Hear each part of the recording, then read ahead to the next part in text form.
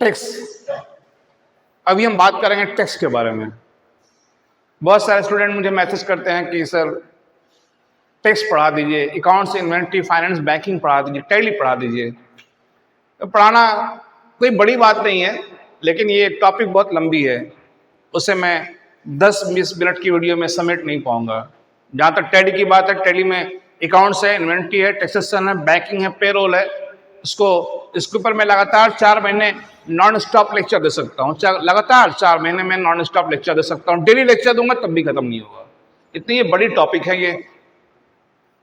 तो छोटे छोटे पार्ट में, टुकड़ों में इन सभी बात करेंगे। इसमें accounts, inventory, banking, taxation, payroll आएगा। ध्यान रखना, मैं टैली नहीं पढ़ा रहा हूं। मैंने कहा ना कि इसके ऊपर मैं बहुत लंबी नॉन स्टॉप लेक्चर दे सकता हूं, लेकिन उस लेक्चर को 10-20 मिनट के वीडियो में समेटना इम्पॉसिबल है, नामुमकिन। आप टैली 1 महीने में खत्म कर देंगे, 10 दिन में भी खत्म कर सकते हैं। किसी भी सॉफ्टवेयर में लोग हमसे बोलते हैं कि सर इतना लंबा पढ़ा रहे हैं, फलाना हर जगह यहाँ तो वहां तो 2 दिन में खत्म हो गया, 4 दिन में खत्म हो गया। अरे भैया, सॉफ्टवेयर में आप सीख क्या रहे हैं? कमांड का यूज करके आप रिपोर्ट तैयार करते हैं, डैशबोर्ड तैयार करते हैं, कैलकुलेशन करते हैं, प्रोजेक्ट बनाते हैं। अब एक सॉफ्टवेयर में कमांड की संख्या क्या है? अगर आप बात करेंगे माइक्रोसॉफ्ट एक्सेल की, तो उसमें 1600 फार्मूला है, 1600 फार्मूला है। अगर आप बात करेंगे टैली की, तो टैली में नियर अबाउट 600 कमांड है, 600 कमांड है। अब 600 कमांड एक हफ्ते में खत्म नहीं होंगे, इम्पॉसिबल है, नामुमकिन। एक्सेल 1 महीने में खत्म नहीं होगा। हाँ, ये है कि आप एक पार्टिकुलर काम सीख सकते हैं उसमें। खैर, वो सब अलग मुद्दा है। हम बात करेंगे टैक्स की। आपसे कोई पूछे टैक्स क्या है,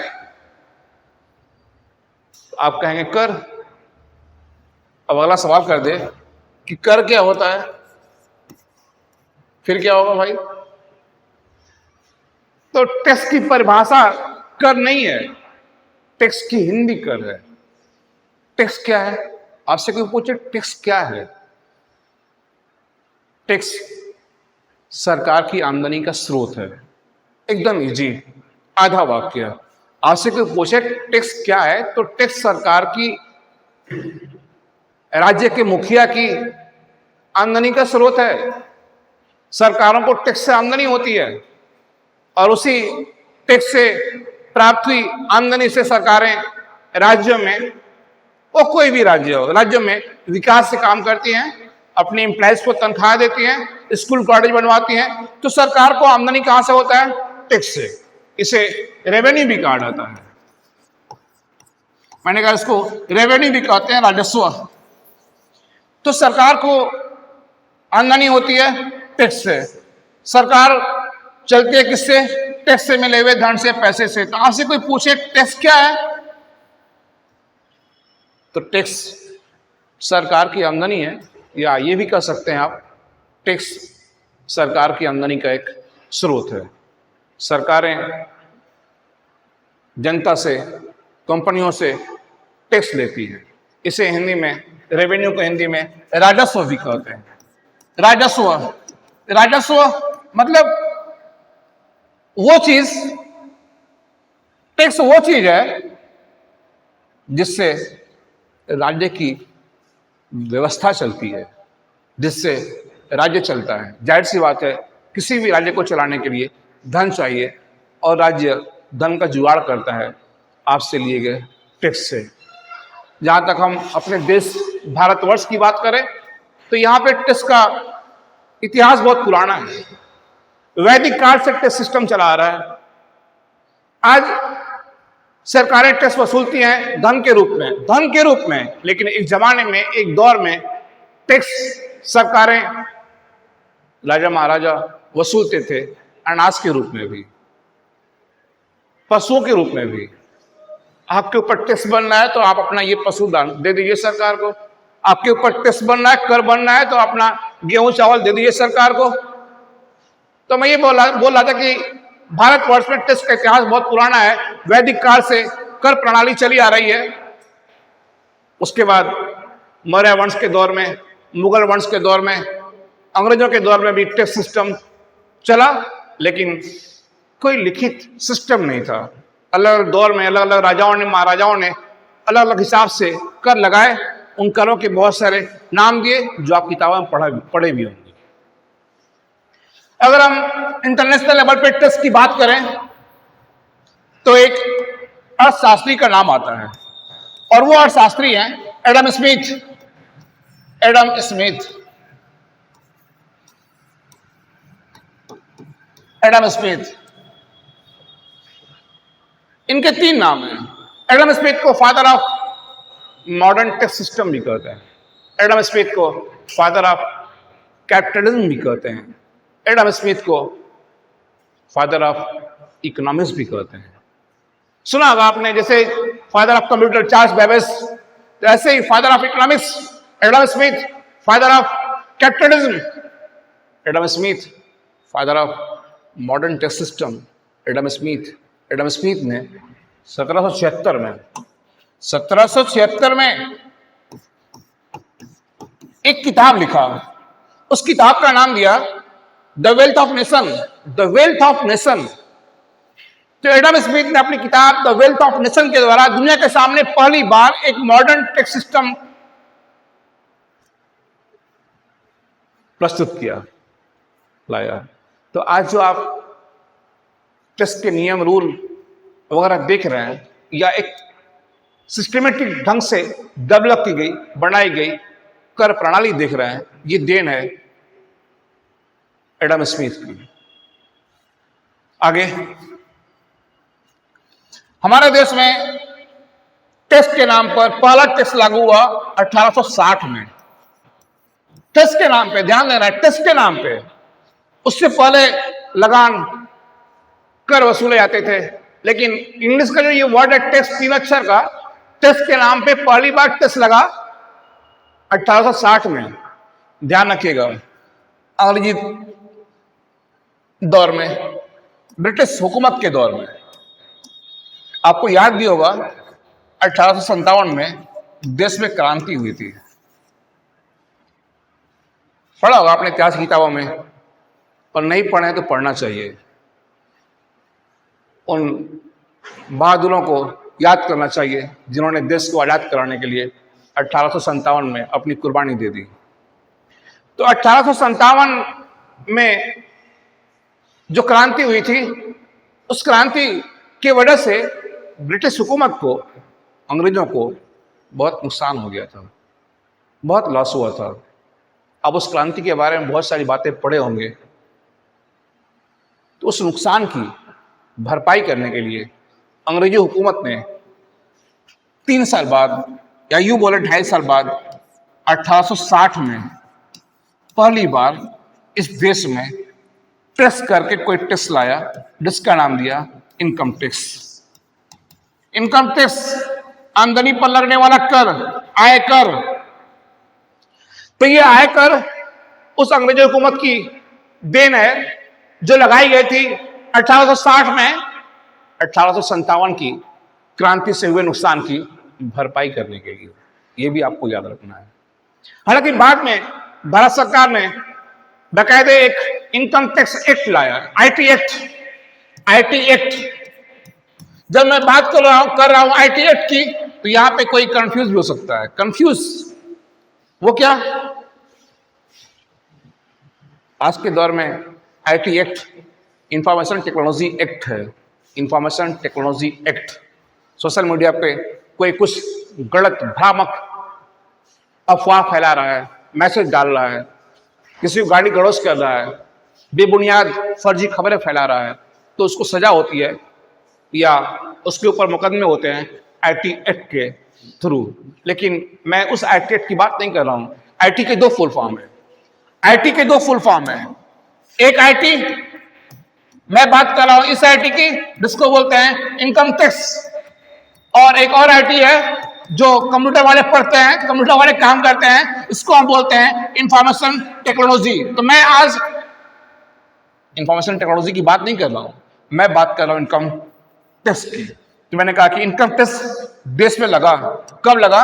1860 में, ब्रिटिश हुकूमत के दौर में। लेकिन आजाद भारत में 1961 में बाकायदे आईटी एक्ट लाया गया, इनकम टैक्स एक्ट लाया गया, और उस एक्ट में इनकम टैक्स के बहुत सारे रूल रेगुलेशन बनाए गए। तो यहां पे मैं देश में कर प्रणाली की बात कर रहा था और मैंने कहा कि देश में कर सिस्टम बहुत पुराना है। हमारे देश में, भारतवर्ष में टैक्स या कर दो प्रकार के होते हैं। दो टाइप के टैक्स होते हैं हमारे देश में, भारतवर्ष में। पहला प्रकार है डायरेक्ट टैक्स, दूसरा प्रकार है इनडायरेक्ट टैक्स। तो टैक्स सरकारों की आय का स्रोत है।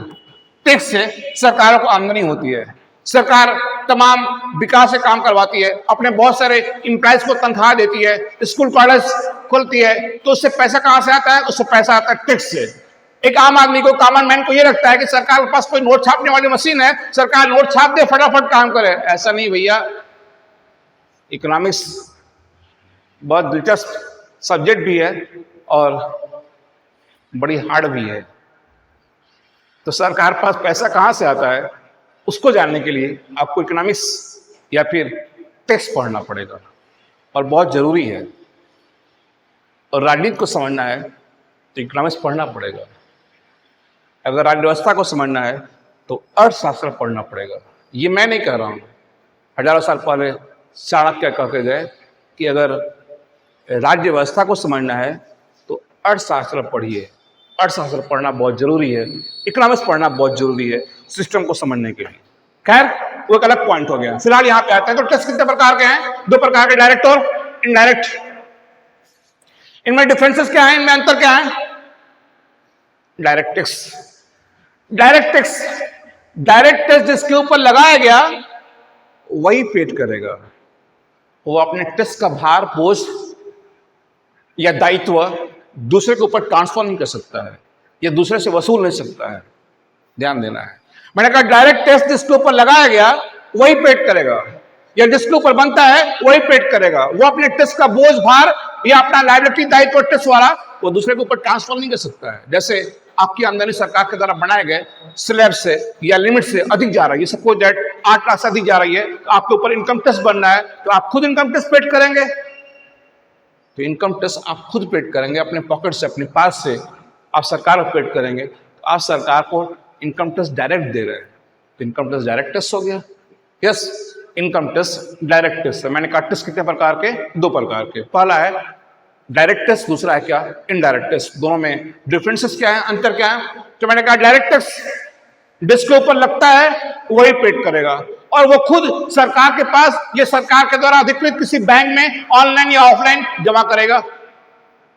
देश में बहुत सारे डायरेक्ट टैक्स हैं, जैसे इनकम टैक्स, जैसे capital gain tax, property tax, stamp duty, ये तमाम डायरेक्ट टैक्स हैं जो जिसके ऊपर, जिस कंपनी, जिस इंडिविजुअल या इंसान के ऊपर लगता है वो खुद सरकार को पेड करेगा, और उसमें कोई गड़बड़ी होती है तो सारी लायबिलिटी उसी की होगी, जो टैक्स पेयर है, जो टैक्स पेड करने वाला है। दूसरा है इनडायरेक्ट टैक्स। इनडायरेक्ट टैक्स में क्या होता है? सरकार जिससे टैक्स लेती है वो उस टैक्स का बोझ दूसरे के ऊपर ट्रांसफर कर देता है। जैसे जीएसटी है, किसी supplier, dealer, manufacturer, distributor, wholesaler या यूं बोले किसी कंपनी के ऊपर जीएसटी बना, तो वो जीएसटी अपने पॉकेट से नहीं देगा, वो किसी को माल सप्लाई करेगा, उससे लेगा और सरकार को देगा। इसका अर्थ ये हुआ कि टैक्स पेड करने वाला अपने पॉकेट से टैक्स पेड नहीं कर रहा है, वो किसी और से ले रहा है और फिर सरकार को दे रहा है। तो देने वाला कोई और है और वो दे रहा है 20 वाले बंदे को, दुकानदार को, कंपनी को, और ये दे रहा सरकार को। ये क्या हो गया? इनडायरेक्ट टैक्स हो गया। तो इनडायरेक्ट टैक्स में पेड करने वाला कोई और होता है, टैक्स पेयर कोई और है, और वो देता है कंपनी को, वो देता है दुकानदार को, और फिर कंपनी, दुकानदार देती है सरकार को।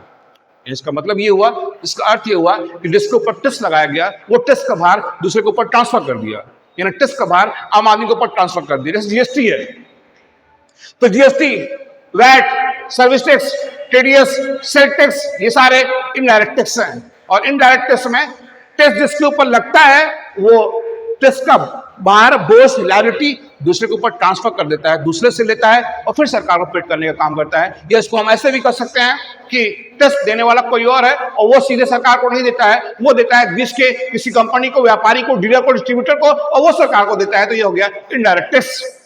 तो डायरेक्ट टैक्स और इनडायरेक्ट टैक्स, देश में दो प्रकार के टैक्स हैं। डायरेक्ट टैक्स में income tax, stamp duty, capital gain tax,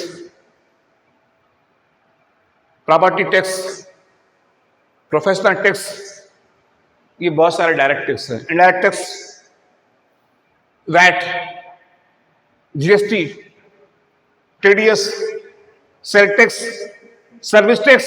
हालांकि VAT, sale tax, service tax आज मर्ज कर दिए गए जीएसटी के अंदर।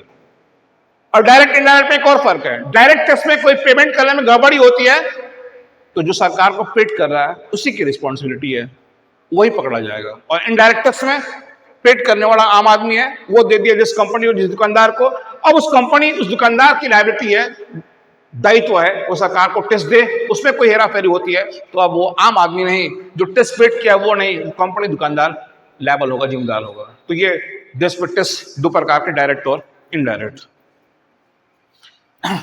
आगे हम बात करेंगे देश में चलने वाले बहुत सारे टैक्सेस की, जैसे इनकम टैक्स, जीएसटी की बात करेंगे आगे आने वाली क्लासेस में।